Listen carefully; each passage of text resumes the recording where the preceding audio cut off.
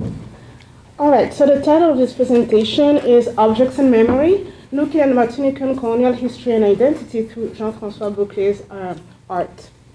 So I have always been mesmerized by what we call recoup, that is the act of transforming discarded objects into works of art. So when I encountered Martinican artist Jean-François Bocle in Paris last June, I asked him how he went about choosing the objects that he used in his installations. In fact, chance encounters with the objects in any location would compel him to proceed with scientific caution to collect these objects, handle them with care and respect as he conceptualized and arranged their new histories.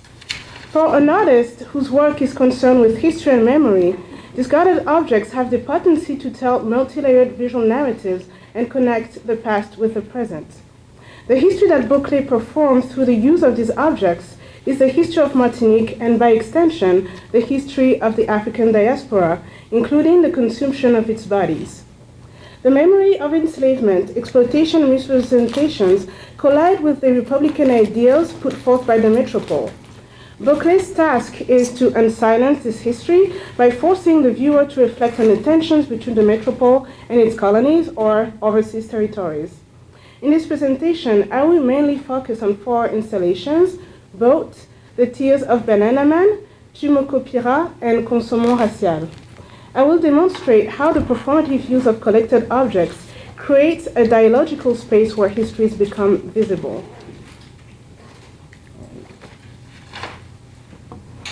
So Boat, an installation whose primary medium are used cardboard boxes, uses the ship as a metaphor with multiple ends that mirror the fate of its captives' fragmented selves.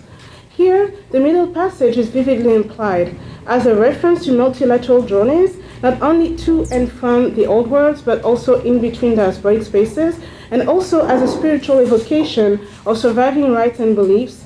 The ship's potency as a marker of trauma, dislocation, and instability can also be read as a womb in which resistance is nurtured. The complex visualities of the boat motif that has been revisited multiple times in Black diaspora visual art speak to the ways in which the Atlantic journey is memorialized. For instance, in the fragility of Smiles of Strangers Lost at Sea, African-American artist Boddie uses the map of a slave ship to produce a monochromatic blue text image composite that interrogates both the ship as a potential incubator for a group of strangers whose ties are grown within its confines, and the limits of abolitionism. Slave ships' plans were commonly found in abolitionist literature. Indeed, for slavery opponents such as Victor Schellcher, slavery was a social or moral question, not a national one, which meant that the problem of slavery lay not so much in the denial of freedom, but more in the alleged cruelty of the slave masters. In short, abolitionists favored an improvement of the system or amelioration rather than speedy abolition. Most importantly, as stated by art historian Carlos Celius, showing slavery in a museum space poses a number of challenges because the lack of objects reinforces the invisibility of the enslaved. Indeed, the majority of the objects are objects of servitude, objects of navigation, or those produced by the abolitionists. In short, the lack of balance between these objects and those that would represent the complex slave experience causes the enslaved body to disappear, overshadowed by the enslaver and the abolitionists. So reading Paul Gilroy's concept of the ship as a living, microcultural, micropolitical system in motion, or a vehicle of ideas and activists against Edouard Glissant's right to opacity, or the right to subsist within an irreducible singularity, the right to non-conformity or to non-standardization, I would argue that the representations of the ship articulated by these visual artists escape transparency by claiming a right to diasporic memory and resistance. This is achieved not only via the ubiquitous ship motif, but also through the media chosen by Bocle. In Boat, the discarded cardboard folded boxes delineate a boat lit up by several light bulbs arranged along a straight line across the installation. The cardboard boxes are marked by various inscriptions such as up, down, handle with care, made in France, do not fold, and fragile. Those inscriptions can only be read and acknowledged from the outside, which creates a narrative whose meanings are manifold. If one reads the folded boxes as a metaphor for these transported Africans emptied of their essence by the Atlantic system, the printed text becomes the mark that was inscribed on the flesh of the captives along the African coast as an indication of the new cattle status. The outside is embodied by the captors, the traders, and the buyers. Slaves were made in France, in Bordeaux, Nantes, and in the colonies, but they were not handled with care. Nor were they considered fragile, as suggested by slave chief plants, logbooks, or enslaved narratives. Such representation of the Middle Passage brings the possibility to tell the untold by highlighting the tensions between new form and lost content, while speaking at the same time to the transformative experience of the Africans. Boclé's use of discarded objects echoes the creative process enslaved Africans underwent as they recreated a spiritual space in their new surroundings. As historian Stephanie Smallwood suggests, the Atlantic system forced the needs for Africans who had to make sense of their new environment and conditions, reaffirm some kind of much-needed relationship to ancestors, cope with death, build communities and relations of kinship, deal with the imbalance of power between blacks and whites, and reclaim their bodies to counter the plantation's economy claim to ownership. Transcending the violence of a colonial system that promoted acculturation, re-establishing spiritual roots and practices, and embracing new rooted selves is characteristic of Glissant's détour, as it produced metaphysical dissociation from the yoke of the colonial powers. Quilting traditions are illustrative of the détour. Indeed, some museums display surviving quilts made for slaves' use with discarded cloth that demonstrate undeniable creative skills. The use of discarded objects is in and out of itself a powerful act of resistance against the Atlantic system. It is a refusal to let go of the past and the future. It is the refusal of the alienation of the present. That process of recreation and transformation from object to subject that gave some sort of agency to the enslaved is a powerful conceptualization of the African diaspora experience, for it emphasizes resistance. Furthermore, repurposing discarded objects empowered the artists by giving them the possibility not only to engender objects that were theirs, but also to leave a trace and build a legacy in spite of enslavement.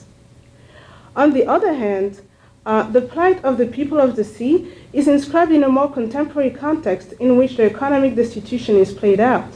Boclé's cardboard boxes can be read as leftovers from the West, empty containers, and footprints of careless overconsumption illuminated by luridly arranged light bulbs. Both forces the viewer to rethink consumerism and to interrogate the presence and absence of the human factor both as consumer and commodity. The riches are not equally shared, which betrays the long legacy of the Atlantic system. In fact, the descendants of the street migrants can only stand on the outside, looking into a society to which they have contributed, but that has always marginalized them. Furthermore, both tell the ups and downs of post-colonial migrants, for instance, those who underwent the Bumidum experience and sailed to the metropole in search for better opportunities made in France. The Bumidum, or the Office of Migrations for Overseas Territories, were created in the early 60s to alleviate the island's overpopulation and to provide cheap labor for the metropole public sector. Marginalization, segregated housing, and a sense of loss characterized the Bumidum for many. This overlap between colonial and post-colonial realities is also tackled in Caribbean artist Terry Boddie's work, Blueprint, that revisits the Middle Passage by juxtaposing prints of slave ship plan with a bleak, condensed building that echoes the space to which immigrants are restricted. By juxtaposing these two visions, reinforced by the use of simplified lines and a monochromatic palette, Boddie draws a parallel between the forced naked migrants that were brought to the Caribbean and the fate of immigrants who are once again exploited in the receiving country, unable to find a working economic space for themselves. Moreover, this work highlights the significance of movement within the Black Atlantic and the subsequent ever-shifting identities that occur within that space, even though the power dynamics remain the same. However, the complexity of the Caribbean experience and its relationship to its own history and to the metropole cannot be readily understood, nor does it need to be. In Boclé's work, the essence of the boxes might remain unknown, undisclosed by the hyper-visible written text that tells us little about them and their relationship to their surroundings. Additionally, I would argue that the commonality and seemingly unidentifiable nature of the folded boxes does not translate into a universalizing experience engendered by globalization.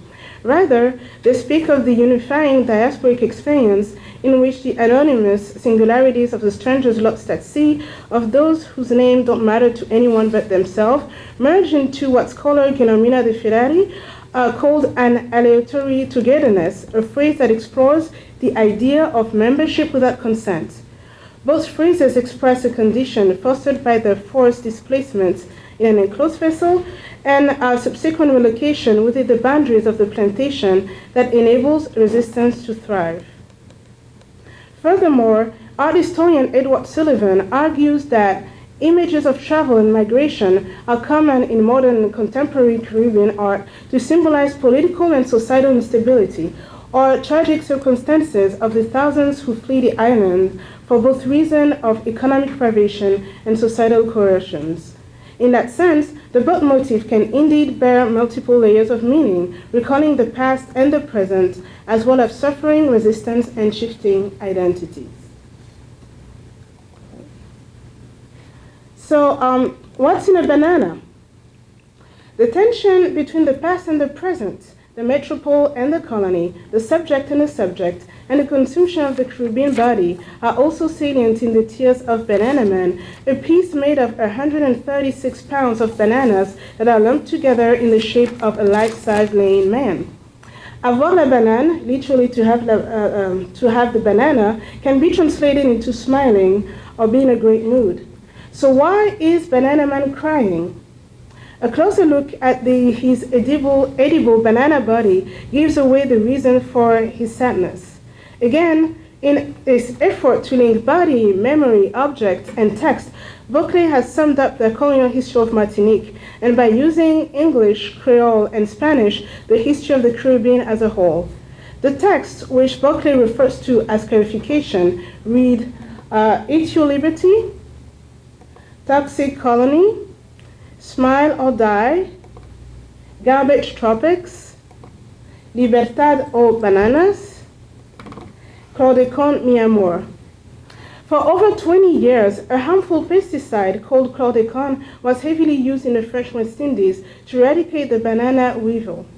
The pesticide, known to cause endocrinal issues and increase the risk of prostate cancer, had been banned in the US as early as in 1976.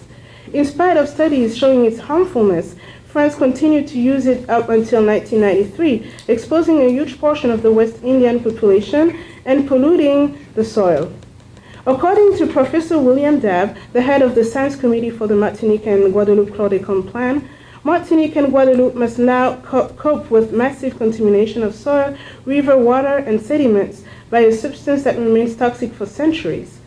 About 80,000 people live in the areas where the soil is contaminated, and 13,000 absorb more chlordécone than their reference dose per day, simply by eating their own vegetables.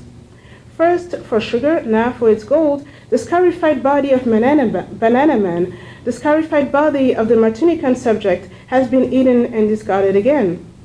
A couple of years earlier, in the Banana Project, Bocle denounced another infamous use of the West Indian gold. In this installation that features 25 pounds of bananas in the shape of a life-size man laying down, the text appears on 5 rectangular blackboards, which indicates its didactic purpose. At the top of each blackboard, the name of a prominent Afro-descendant soccer player is written in white chalk. A phone number is located on the platform on which the bananas are displayed. When calling the number, viewers are greeted by a message that says, "Yesterday, on the banks of the Mississippi River, strange fruits hanged from trees. Nowadays, in football stadiums, bananas and monkey noises are thrown at men." This piece was designed in response to a conversation that took place at an exhibition opening between Bocle and a proud descendant of enslavers who urged Bocle to forget about the past. So what's in a banana? In the Tears of Bananaman and the Banana Project, the banana itself demonstrates that, in spite of silences nurtured by the dominant French history narrative, past and present cannot be separated. The banana man might not be able to stand up from its platform to avenge the thousands of West Indians affected by the chloroquine or the soccer players' very public experience of blatant racism, but its very conceptualization, the everlasting symbol of the past consumed in the present, can start up a dialogue that might bring us to examine troubling historical continuities. The didactic approach and desire to unsilence colonial histories can be seen in Tume copieras, or you will copy, or copieras. In this performance piece, the viewer is watching Boclé as he writes insistently on a blackboard. This scene that conjures up memories of childhood punishment when conjugating verbs of copying a sentence or a text on paper or on the blackboard for hours on end for the world to see also reminds us of what can be copied and what cannot, and which identities are muted according to the master. Indeed, the text that Boclé is writing in white chalk and that the viewer is simultaneously listening to with headphones are the 60 articles of the infamous 1685 Code Noir, or Black Code, used to police social relations between slaves and masters on the French islands until the abolition of slavery in 1848. In describing his powerful piece, Bocle reflects on the status of the enslaved as objects, goods, movable assets.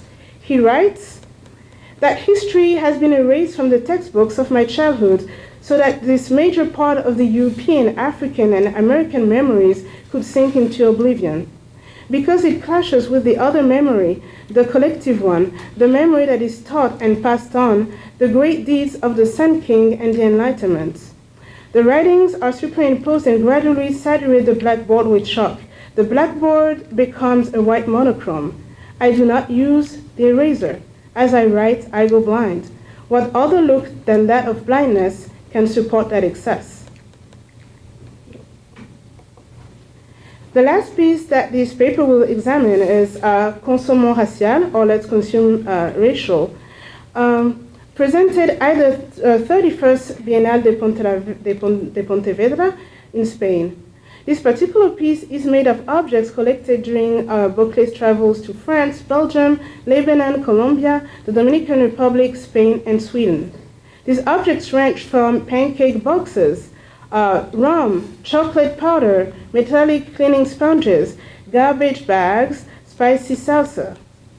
By seeing all these objects put together on one single shelf, Bocle wants the viewer to interrogate not only the black body, not only how the black body is consumed, but also how it is perceived, as objects showcasing white bodies are also displayed.